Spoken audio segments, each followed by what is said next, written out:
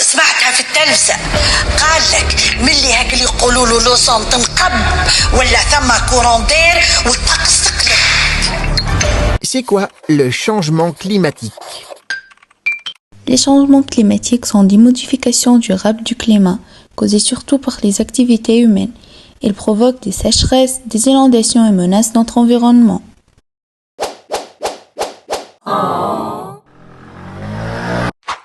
Premièrement, ce sont les moyens de transport. Les voitures, camions, avions et bateaux fonctionnent souvent avec des carburants fossiles, tels que l'essence et le diesel. Lorsqu'ils brûlent ces carburants, ils rejettent du dioxyde de carbone CO2 et d'autres gaz à effet de serre dans l'atmosphère, ce qui contribue au réchauffement de la planète. Les usines produisent de nombreux biens, vêtements, produits électroniques, etc. Mais pour fonctionner, elles consomment beaucoup d'énergie, souvent produite à partir de carbone ou de pétrole. Elles émettent donc aussi des gaz à effet de serre. De plus, les arbres absorbent le CO2 présent dans l'air. Quand on coupe les forêts pour faire place à l'agriculture, construire ou vendre le bois, on réduit sa capacité naturelle de piéger le carbone. La majorité de l'électricité dans le monde est produite à partir de combustibles fossiles, charbon, gaz naturel, pétrole. Cela génère énormément de gaz à effet de serre.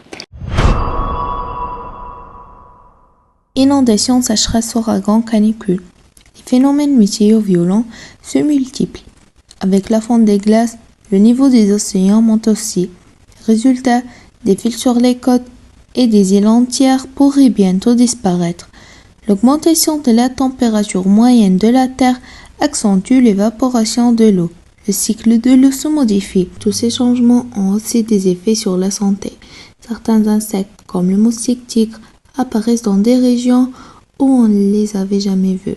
Des maladies tropicales se développent dans plusieurs pays du monde, comme le chikungunya et la dengue.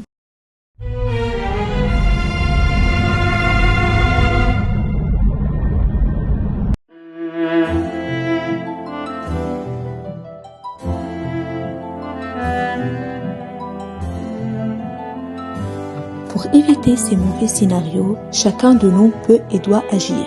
Voici comment.